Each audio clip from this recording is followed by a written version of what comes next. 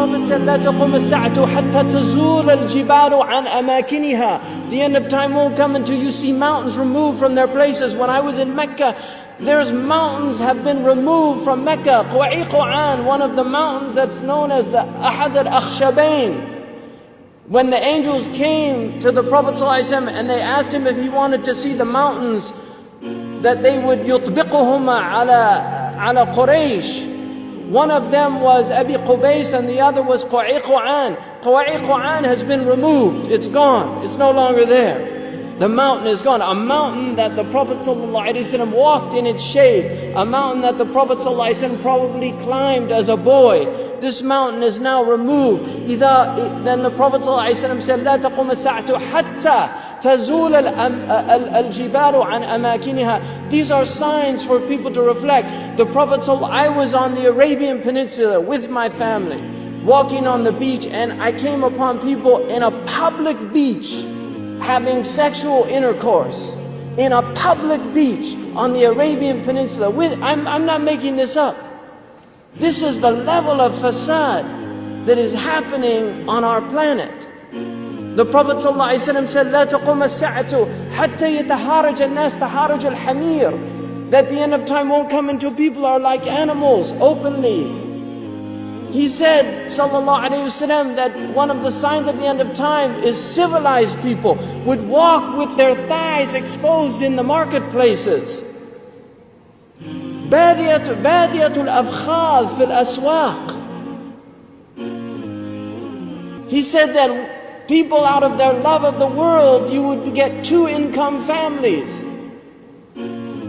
That people would be two-income families. That he said a woman will out حرصا على الدنيا تعين زوجها على التجارة. Out of love for this world, she'll work like her husband to earn livelihood, neglecting the children. Some people are forced to do that, and there's no blame on that. But there's people that just out of love of dunya, they will abandon their children and go out. These are the things that are happening around us. He told us that towards the end of time, you will see the people of the ala, ri'asha yatatawaluna fil bunyan. He said there will be poor people who were the desert people, and they were poor and they were taking care of goats and animals, and then they'll begin to build huge buildings. These are signs before your very eyes.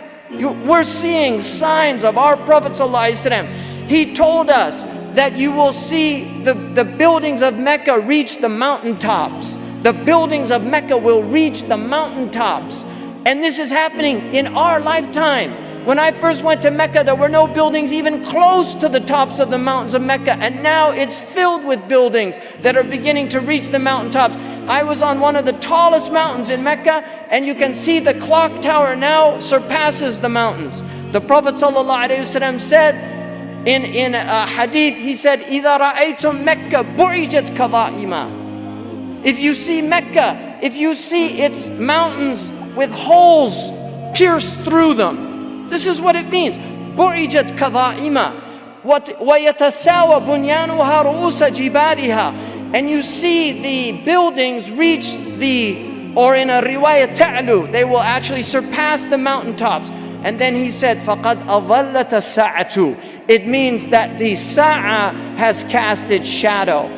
Imam As-Suyuti says in this, هي عبارة عن دنو الساعة. It means that the hour is near, it's coming close. But if you took that literally, and in hadith tradition, in the usuli tradition, asl al-kalam al-haqiqa, that if the Prophet says something, you should always interpret it literally, unless there's a reason to go to a metaphorical interpretation.